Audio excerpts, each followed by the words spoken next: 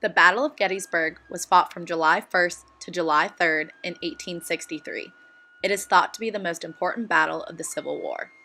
The Northern general for the Union Army was Major General George Gordon Meade, and the Southern general for the Confederates was General Robert E. Lee. After a successful victory over the Army of Potomac at Chancellorsville, General Robert E. Lee decided to attack the North for a second time. Lee had learned of the approaching Army of Potomac, known for being a reliable army and would do what it was told. He planned to assemble his army in the town of Gettysburg. Searching for supplies, one of the Confederate divisions in A.P. Hill's command found 2 Union cavalry brigades had arrived the day before. Both armies were now headed towards Gettysburg, but Confederate forces led by Hill and Richard Ewell drove the outnumbered Federal defenders back through the town into Cemetery Hill, which was located half a mile south of Gettysburg. Lee ordered an attack on Cemetery Hill, seeking to take advantage of the opportunity before more Union troops could arrive. Ewell refused to attack because he saw that the Federal position was too strong. 3 more Union corps arrived overnight, strengthening its defenses. There were many casualties and injuries after the first day. One in particular, John B. Callis, part of the famous Iron Brigade, survived a gunshot wound that he would suffer from for the rest of his life.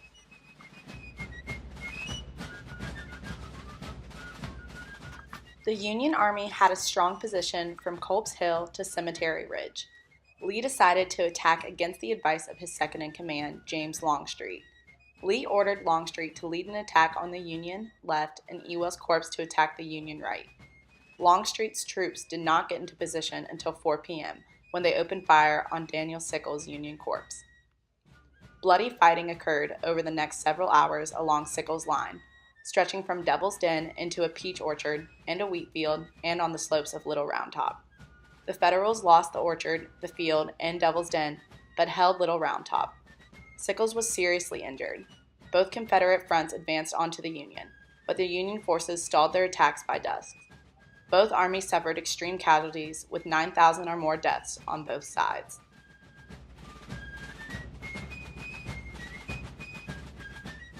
Early in the morning, the Union forces pushed back a Confederate threat against Culp's Hill after a 7-hour firefight, regaining their strong position.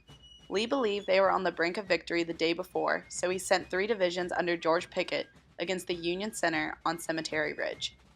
Fewer than 15,000 troops preceded by an artillery brigade would march some 3/4 of a mile across open fields to attack Union infantry positions. This attack, later known as Pickett's Charge, happened around 3 p.m. after an artillery bombardment by around 150 Confederate guns. Union soldiers opened a fire from behind the stone walls, while regiments from New York, Ohio, and Vermont hit both of the enemy's flanks.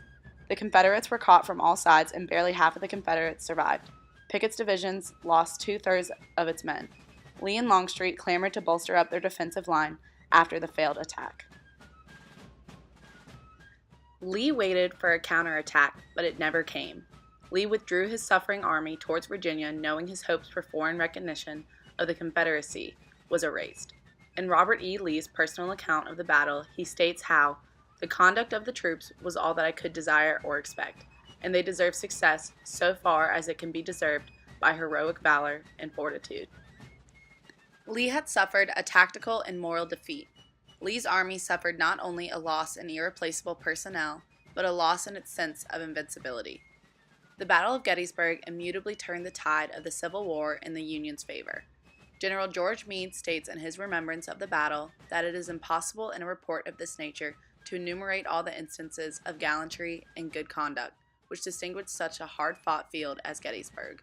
I will only add my tribute to the heroic bravery of the whole army, officers and men, which under the blessing of divine providence enabled a crowning victory to be obtained, which I feel confident the country will never cease to bear in grateful remembrance.